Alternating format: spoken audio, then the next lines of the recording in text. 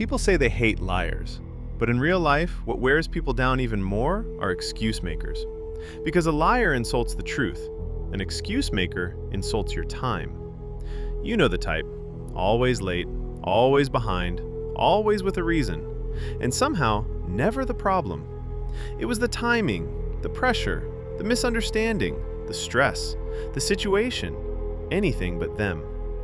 And after a while, that does something to you.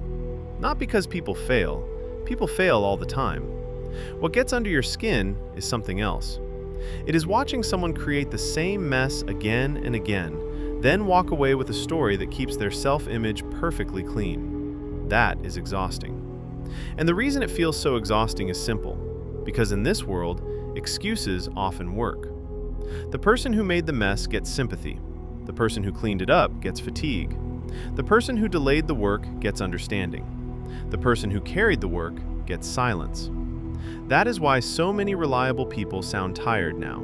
Not weak, not dramatic, just tired. Psychology explains part of it. There is something called self-serving bias. When people succeed, they credit their effort, their intelligence, their discipline. When they fail, they start talking about circumstances, bad timing, bad luck, bad leadership, bad conditions. Success is personal. Failure is rented from the outside. Then there is cognitive dissonance. Most people need to believe they are competent. So when reality embarrasses them, when they miss the deadline, break the promise, repeat the same weakness for the 10th time, they feel friction inside. And instead of fixing the behavior, many people fix the story. That is what an excuse is. A way to reduce pain without requiring change. And that is why excuses spread so easily. They protect pride. They soften judgment. They buy time. They keep a person feeling innocent. That is also why they make other people furious. Because most people can forgive failure. They can forgive struggle. They can forgive a bad season. They can forgive someone falling short. What they hate is repetition without honesty. What they hate is being asked to carry the cost of someone else's pattern. That is the real offense. Not imperfection, entitlement. The quiet expectation that other people will wait, adjust, cover, forgive, and keep listening while nothing actually changes. That is why excuse makers drain the room. Other people lose hours. Other people lose trust. Other people lose momentum. And then, on top of all that, they are expected to applaud the explanation. At some point, it stops sounding human. It starts sounding insulting. Because there is usually one sentence that could restore dignity. A hard sentence. A clean sentence. I failed. I was careless. I did not do what I said I would do. But that sentence hurts. And most people do not want clean pain. They want painless dignity. So they choose the story, again and again. And this is where people begin to split apart. Some people hear excuses and accept them. Some even find them comforting. Because excuses protect the fantasy that outcomes are not really their fault. But other people react differently. They hear excuses and feel tired immediately. Not because they are cruel, because they recognize the pattern. They know when someone is facing reality, and when someone is trying to talk their way around it.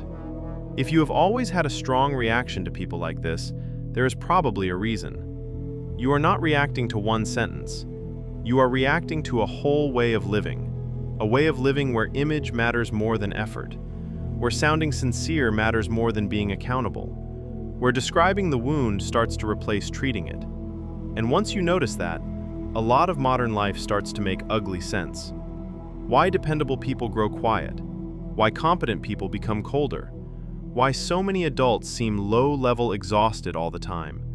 They are not just tired from life.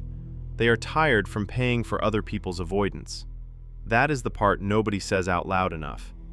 A lot of people are not burned out from work alone. They are burned out from carrying people who always have a reason. And the world often makes this worse. Because we have become very good at explaining ourselves. Very good at naming our patterns, packaging our pain, presenting our flaws in language that sounds thoughtful. But naming a pattern is not the same as breaking it. Describing weakness is not strength. Performing self-awareness is not responsibility. And some people can hear that difference instantly. That is why they no longer care how polished the explanation sounds. They watch what repeats. That is the only thing that matters in the end. Because repeated often enough, excuses stop being a habit. They become character. A person who disappoints, then explains, then repeats.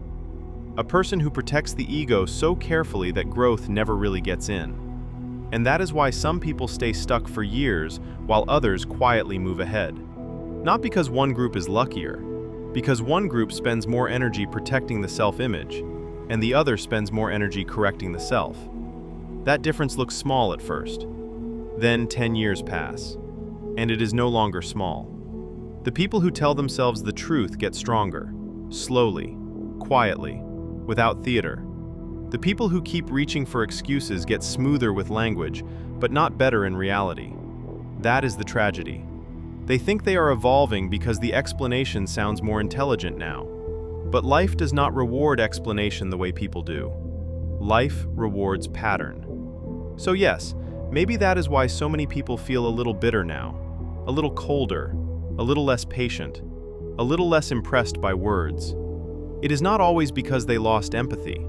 Sometimes it is because they finally noticed how upside down all of this is, how often the burden lands on the reliable, how often the performance replaces the principle, how often the person who holds everything together gets nothing, while the person who keeps failing gets the room. And once you see that clearly, it is very hard to unsee.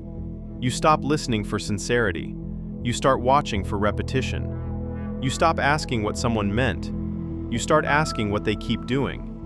And that question clears the fog very fast. Because in the end, most excuse makers do not run out of reasons. They run out of years. If this sounded familiar, you've probably seen this pattern before.